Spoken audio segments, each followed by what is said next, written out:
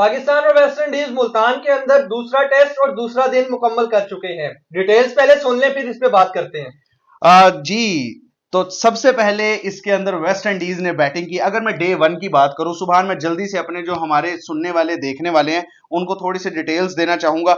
West Indies की पहली inning की अगर बात करें तो वेस्ट इंडीज ने 163 का मजमूई स्कोर बनाया और पूरी की पूरी वेस्ट इंडीज 41.1 ओवर के अंदर आउट हो गई। और इसके अंदर जो टॉप परफॉर्मेंस रही वो रही डू यू बिलीव मोती की, जो कि एक स्पिनर है। इस पे हम डिटेल में बात करेंगे। और उसके बाद रोच जो है वेरिकन, इन्होंने 36 बनाए और कैमर रोच ने 25 किए। मतलब कि बॉलिंग साइड ने ही, बॉलिंग प्लेयर्स ने ही स्कोर किया है, बैट्समैन कोई नहीं चला, कुछ खास नहीं कर सके। और अगर हम बॉलिंग फिगर्स देखें पाकिस्तान के, तो पहली इनिंग में 2 विकेटें रही साजिद खान के नाम और 6 खिलाड़ियों को आउट किया नुमान अली ने। यानी कि ये विकेट भी उसी तर्ज की विकेट है जिसके ऊपर स्पिनर जो है छाए रहे मुकम्मल तौर पे। और अगर हम पहली ही इनिंग पाकिस्तान की बात करें तो पाकिस्तान वेस्ट इंडीज के 164 स्कोर को पार ना कर सकी और 154 पे आउट हो गई। और जी माशाल्लाह, जिसके अंदर शान मसूद जो हमारे कप्तान है 15 स्कोर बना सके।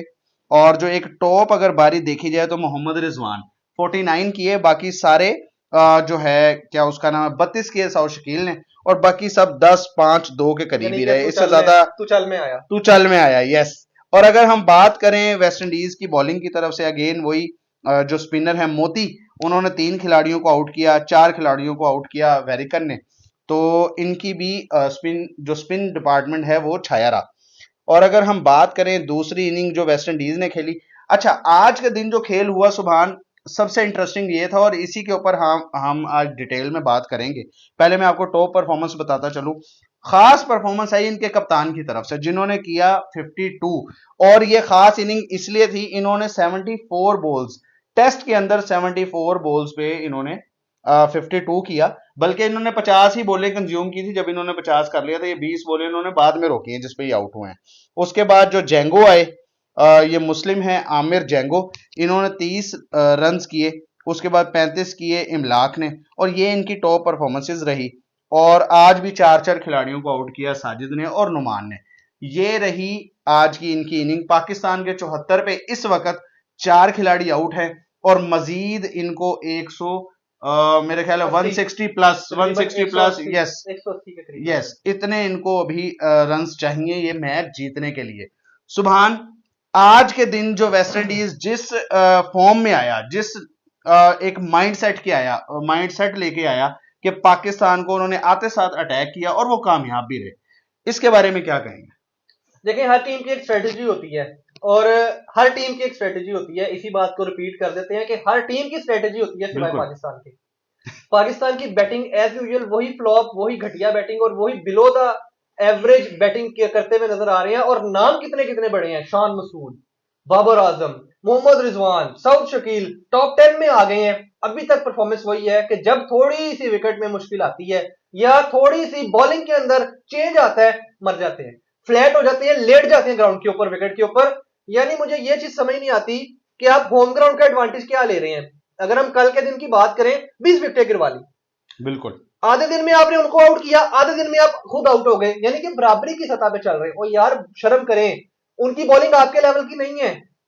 उनके बॉलर्स किसी जगह स्टैंड नहीं करते, उनके बॉलर्स की कोई वर्थ नहीं है। आप मुझसे रिटर्न ले लें, यही बॉलिंग इंडिया जाके इसी तरह की विकेटों पे खेल ले, ये इंडिया के 10 खिलाड़ियों को आउट नहीं कर सकते। सुभान, लम्हा फिक्रिया, मैं आपकी बात को काट रहा हूं, लम्हा फिक्रिया ये है कि ये उनके बैट्समैनों को भी आउट कर लेते हैं और उनके स्पिनर से मार खा लेते हैं। देखिए, इसका जो है ना, मैं आपको एक और फिर जब रिस्पॉन्स में हमारी जो बैटिंग आती है, हमारी बैटिंग पूरी तरह से नाकाम हो रही है। बॉलिंग तो, बैटिंग तो नाकाम है ना। देखिए, हमारे बॉलर्स बड़ी अच्छी एफर्ट कर रहे हैं। हमारे बॉलर जो है ना, उनके बैट्समैन को आउट करते हैं, हमारे बैट्समैन खुद आउट होते हैं। हमारे बैट्समैन में और उनके बैट्समैन में बड़ा फर्क है। हमारे बॉलर्स में और उनके बॉलर्स में बड़ा फर्क है। उनके बॉलर्स किसी लेवल के नहीं है, हमारे बॉलर टॉप क्लास के बॉलर हैं, आउट करते हैं उनके बैट्समैन को, परेशान करते हैं। हमारे बैट्समैन खुद ही परेशान हो जाते हैं। अब आज मुझे बताएं, जिस बॉल के ऊपर शान मसूद साहब आउट हुए वो ब्रेक भी नहीं हुआ, जिस बॉल के ऊपर हुरैरा आउट हुआ है वो बॉल ब्रेक भी नहीं हुआ। और बैटिंग ही नहीं हो रही, सीधे बॉल नहीं खेले जा रहे। आपके बॉलर बॉल कर रहे थे भाई, नुमान ने और साजिद ने उनको आउट किया परेशान करके। रह गई बात कि उनके बॉलरों से स्कोर खा लिया, उनके बॉलर से इसलिए स्कोर खाया कि हर देखें बार खा रहे हैं ना। मैंने इस बात को इसलिए हाईलाइट किया, 3 इनिंग्स देखी है कि वो तीनों तीन में की 3 इनिंग्स में मोती से स्कोर खा रहे हैं। देखें अब कल इन्होंने 47 स्कोर पे, पहली इनिंग में इन्होंने 47 स्कोर पे 8 आउट कर लिए थे वेस्ट इंडीज के। अगर वहीं पर देखें, विकेट खराब है सुभान, विकेट सारी दुनिया इस टाइम पूरी कौम जानती है, विकेट इन्होंने बहुत ही बदतरीन विकेट बनाया हुआ है और ये बैटिंग के लिए एक मुकम्मल एक ग्रेवयार्ड विकेट, ठीक है। अब अगर इतना खराब विकेट है तो आपने जहां 47-48 स्कोर पे उनके 8 आउट कर लिए हैं, तो 100 से नीचे उनको आउट करते, 60-70 पे उनको आउट करते। बात ये है, देखें जो फर्क है ना, वो कल उनके बॉलर्स का और आज उनके बैट्समैन का था। वो क्या फर्क था? कल जब वेस्ट इंडीज पहली इनिंग खेल रहा था तो उनके बॉलर्स ने किसी जगह पे भी रोका नहीं। उन्होंने अब हमारे बॉलर्स जहां बॉल करवाते थे, जहां ठप्पा लगता था, वो वहीं से शॉट पिक करते थे, छक्का लगाते थे उनके बैट्समैन, उनके बॉलर्स ने। कल जब उनके ओके, वेरिकन और जब मोती खेल रहे थे, बिल्कुल वो बिल्कुल एंड पे आए और उन्होंने आके बल्ला घुमाना शुरू कर दिया, जहां ठप्पा लगता था वहीं से शॉट मारते थे। वेस्ट इंडीज ने नोट किया कि यार, और आज भी यही स्ट्रेटेजी, और आज उनकी स्ट्रेटेजी आगाज में ये थी जो उनके कप्तान ने किया। ब्रैथवेट ने आते साथ ही पहले ओवर के अंदर पहली बॉल से उसने कदम निकालने और शॉट मारना शुरू कर दिया। देखें, स्ट्रेटेजी बनती है। पाकिस्तान के बैट्समैन वहीं पे लगे टोक टोक विकेट के अंदर घुस के। अब आप मुझे ये बताएं, वेस्ट इंडीज का कोई प्लेयर एलबीडब्ल्यू नहीं हुआ, 2 प्लेयर हुए हैं, वो भी कौन से, टेल एंडर जाके, बिल्कुल, और उनके 3 प्लेयर स्टंप हुए हैं। इसका मतलब है आगे निकल के वो मुसलसल अटैकिंग क्रिकेट खेले और वो 250 तक स्कोर लेके, और इस पिच पे इनको कुछ ना कुछ तो डिफरेंट करना पड़ेगा। अच्छा, अब उनके बैट्समैन और उनके बॉलर जो हैं, वो जब वो सारे टीम मिली है तो उनके 3 बैट्समैन स्टंप होते हैं और उनके 2 एलबीडब्ल्यू होते हैं। इसका मतलब है कि उन्होंने हर बॉल पे स्ट्राइक करने की कोशिश की है जो आउट हुए हैं। अच्छा, पाकिस्तान का वो देख ले, जरा कंट्रास्ट कर लें। पाकिस्तान का कप्तान विकेट में घुस के खेल रहा है, पाकिस्तान का ओपनर दूसरा हुरैरा विकेट में बढ़ के खेल रहा है। ओ भाई, बाहर निकल, टांग निकाल, आगे जाके खेल उसको। सिर्फ कामरान गुलाम है जो कि आगे बढ़ के खेल के आउट हुआ है। मजा आया ना, चलो कोई बात नहीं, स्कोर ना कर सका, उसने जितनी बैटिंग की है उसने बताया कि यार मैं बॉलर का प्रेशर नहीं ले रहा, कोई बात नहीं, आउट होने आए थे, हो गए। लेकिन अगर आप रुक रुक के खेलेंगे, अगर आप विकेट में घुसे रहेंगे, इस विकेट पे आप नहीं डिफेंड कर सकते। और हुरैरा ने जिस तरह से अब डेब्यू किया है, इसके लिए ठीक है, ये मुश्किल विकेट था, मगर पाकिस्तान की कंडीशंस है। मेरा ख्याल है कि कंपैरेटिवली पाकिस्तान के बैट्समैन को ज्यादा अच्छी बैटिंग करनी चाहिए थी वेस्ट इंडीज के खिलाफ, और ये इतना ज्यादा कोई मुश्किल हदफ नहीं था। अभी अगर देखा जाए इस मैच के ऊपर, अगर सुबह में ओवरऑल इसकी समरी को मैं देखूं, तो इस वक्त वेस्ट इंडीज का एक अपर हैंड आ चुका हुआ है पाकिस्तान के ऊपर, और पाकिस्तान अभी एक मुश्किल उसके अंदर आ गई है। अगर बाबर आजम आज ना आउट होते, इस टाइम पाकिस्तान एक मुश्किल कंडीशन में आ चुका है। 4 खिलाड़ी आउट हैं और 70 स्कोर इनका है। अभी आपने जिक्र कर दिया बाबर आजम का, मैं पूछने ये लगा था, कंपैरिजन करते हैं कोहली के साथ। देखें, कोहली के तो अगर आप मैचेस गिनने शुरू करें ना, तो आप लिस्ट भूल जाते हैं कि उसने कितने मैच जितवाए हैं इंडिया को। बाबर आजम के गिनवा दें। अनफॉर्चुनेटली बाबर आजम को जितनी इज्जत मिली है, ये उसके मुताबिक रिस्पॉन्स नहीं कर पा रहे। उनके फैन उनके लिए बड़ा कुछ कर रहे हैं, लेकिन मुश्किल वक्त था ना, खड़े होते भाई, आज विकेट पे खड़े रहते, कल सेंचुरी करते, मैच जिताते, पता लगता बाबर ने मैच जिताया, यार मुश्किल जगह पे मैच जिताया है। बजाय इसके कि फ्लैट ट्रैक के ऊपर आओ, अपनी पहली बारी के अंदर 100 करो, पाकिस्तान मैच जीते या हारे एक तरफ। और ये करना पड़ेगा सुभान, ये मॉडर्न डे जो क्रिकेट है इसका ये तकाजा है। बाबर आजम को जितना बड़ा नाम है ना, अल्लाह ताला ने जितनी उनको इज्जत से नवाजा है, हमारी दुआ है कि उनकी इज्जत में मजीद दिन ब दिन इजाफा ही हो, मगर उनको उसके साथ साथ अपनी परफॉर्मेंसेस के ऊपर भी कुछ ना कुछ मतलब जो है नजरसानी करनी पड़ेगी, क्योंकि परफॉर्मेंसेस डे बाय डे नीचे गिर रही है। और टाइम आ गया दोबारा से वही वाला कि जैसे इंग्लैंड की सीरीज के अंदर बाबर और शाहीन को ड्रॉप किया गया था, शाहीन को तो इस सीरीज में ड्रॉप किया ही गया है, बाबर को दोबारा कर दिया जाए टेस्ट क्रिकेट से। मेरा ख्याल है बाबर को बिठाएं, कायद-ए-आज़म ट्रॉफी खिलाएं, कोई बड़ी बात नहीं है। देखें, इंडिया अभी ऑस्ट्रेलिया से सीरीज हार के आई है, रणजी ट्रॉफी चल रही है, रोहित शर्मा खेल रहे हैं, श्रेयस अय्यर खेल रहे हैं, जायसवाल खेल रहा है, केएल राहुल खेल रहा है, जडेजा खेल रहा है, इवन कोहली को भी उन्होंने बुक कर लिया नेक्स्ट मैच के लिए। तो भाई, जब बड़े प्लेयर खेल सकते हैं रणजी ट्रॉफी, तो आपके क्या लाल लग गए हैं कि आप परफॉर्मेंस भी ना दिखाएं और कायद-ए-आज़म ट्रॉफी भी ना खेलें? खेलें कायद-ए-आज़म ट्रॉफी, पता लगे आपको रेड बॉल होता क्या है।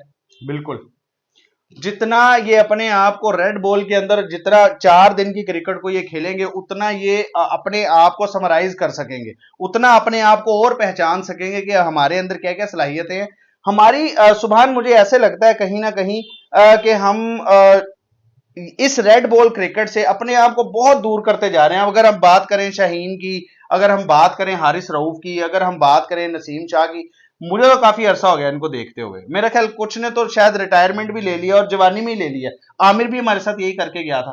तो यार, आप अगर टेस्ट क्रिकेट के साथ आपने यही सब करना है, तो ये फिर पाकिस्तानी टीम के अंदर अपना नाम क्यों लिखवाते हैं एक ना गाना, अगर सारे फॉर्मेट खेलने नहीं है? इंडिया का एक गाना है बॉलीवुड की मूवीज का, बड़ा पुराना गाना है, लेकिन मुझे उसके जुमले अल्फाज मुझे आज भी याद है। एक उसका मिसरा सुना देता हूँ। क्यों पैसा पैसा करता है तू पैसे पे क्यों मरता है।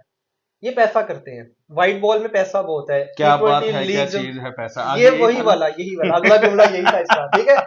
आज भी देख लें कि यही प्लेयर जिन्होंने टेस्ट क्रिकेट से रिटायरमेंट ली थी ना, जिन्होंने हवा चलाई थी कि हमने टेस्ट नहीं खेलना, वो आज भी लीग्स के अंदर पैसा कमा रहे हैं। इसका मतलब है पाकिस्तान को उन्होंने किया साइडलाइन, पाकिस्तान को किया सेकंड प्रायोरिटी के ऊपर, पहली प्रायोरिटी के ऊपर पैसा है। तो आकिब जावेद ने कह दिया ना, आकिब जावेद ने बकायदा शाहीन शाह, अब मुझे नहीं पता, आई डोंट नो इसके ऊपर किस तरह से अमल दरामद किया जाएगा, मगर आकिब जावेद ने शाहीन शाह अफरीदी का नाम लेकर ये कहा है कि ये लोग अगर 4 दिन की cricket, 4 days cricket test match red ball नहीं खेलना चाहते और लीग्स को ये ज्यादा प्रायोरिटी देते हैं, तो फिर इससे अच्छा ये बाहर बैठे। इससे अच्छा ये है कि इनको आप एनओसी ही ना दें।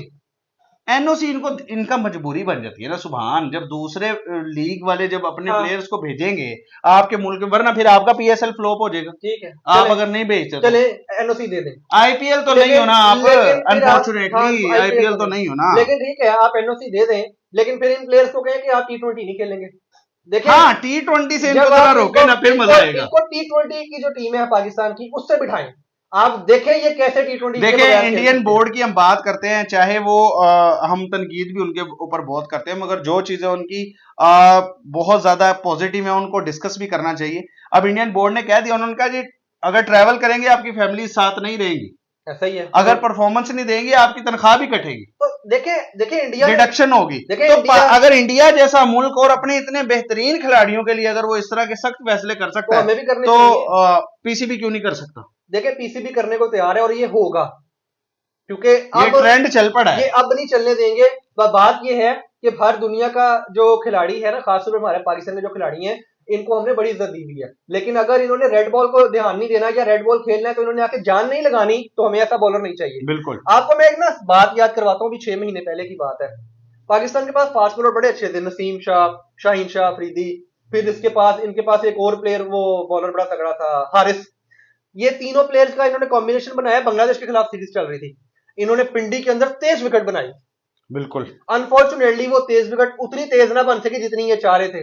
इन बॉलर्स ने पहले दिन जान लगाने की कोशिश की है, वो बॉल इनको रिस्पॉन्स नहीं कर रहा था, विकेट इनको उस तरीके से रिस्पॉन्स नहीं कर रहा था। अगले दिन इन्होंने जान लगानी छोड़ दी। बांग्लादेश ने पाकिस्तान में रह के 2 मैच हराए थे, याद होगा आपको। वो उनमें से एक मैच वो बोला है कि जिसमें पाकिस्तान ने अपने इन फास्ट बॉलर्स को नजर में रखते हुए ग्रीन विकेट्स बनाई थी, और उस ग्रीन विकेट पे पाकिस्तान की पहली बैटिंग आ गई। वो विकेट पहले दिन तक थोड़ी मुश्किल थी, दूसरे दिन में आसान हो गई, और जब वो आसान हो गई तब भी बांग्लादेश का बॉलर हसन महमूद 150 की स्पीड से उसी विकेट पे बाउंसर मार मार के हमारे बैट्समैन को आउट करता रहा, और इन्होंने जान नहीं लगाई। सुभान, देखें वीडियो हमारी लंबी होती जा रही है, हम इसको क्लोज करते हैं। सुभान, बात यह है कि कितना ही अच्छा होता कि हम अपने फास्ट बॉलर्स के सर पे विकेटें बनाते और ग्रीन विकेट्स बनती, टॉप ग्रीन विकेट्स जो बनती होती थी वकार यूनुस, वसीम अकरम के दौर में, और हम उस तरह से टेस्ट आते। ये इन्होंने ये जो फाइनल अब किया है कि जी हम स्पिनर के सिर पे हम खेलेंगे और ये करेंगे, तो सुभान फिर ये तो होगा, एक दिन आपका अप होगा तो दूसरे दिन आपका डाउन होगा ही होगा। एटलीस्ट पाकिस्तान मुकाबला कर रहा है इस विकेट्स के ऊपर, लेकिन अगर हमारे क्यूरेटर्स जो हैं वो ग्रीन विकेट्स बनाते हैं और हमारे फास्ट बॉलर वहां पे जान नहीं लगाते, ये नाइंसाफी है। वो क्यूरेटर के साथ भी नाइंसाफी है, हमारे साथ भी नाइंसाफी है, पूरे मुल्क के साथ नाइंसाफी है। तो ये बहरहाल जी, ये था इस वक्त तक पाकिस्तानी क्रिकेट टीम का हाल, और इस उम्मीद के साथ कि कल भी क्रिकेट खेली जाएगी। इनको 160 या 70 स्कोर 160 प्लस इनको भी चाहिए इस मैच को जीतने के लिए, और 6 विकेट्स इनके पास हैं। विकेट पे मौजूद हैं सऊद शकील और काशिफ अली टेल एंडर, और मेरे ख्याल 1-2 प्लेयर्स अभी अच्छे बैक साइड पे, अभी रिजवान का आना बाकी है। काशिफ को इन्होंने नाइट वॉचमैन भेजा, बिल्कुल, अभी रिजवान का आना बाकी है। तो सलमान अली आगा हैं, वैसे कर कुछ नहीं रहे वो इस सीरीज में, मगर उम्मीद की जा सकती है कि इस टेस्ट को ये सिर्फ जीते, और जीतते हैं तो पता चलता है कि अपनी कंडीशन में, क्योंकि अगर ये टेस्ट भी ये हार गए तो ये सीरीज भी बराबर हो जाएगी। और अगेन जो सुभान बात कर रहे हैं कि हम लड़ रहे हैं 8वें या 7वें नंबर के लिए, तो 8वें पे रहेंगे इंशाल्लाह, 8वें पे रहेंगे। अल्लाह ना करे जी, मेरी यही दुआ है, अल्लाह ने के बाद।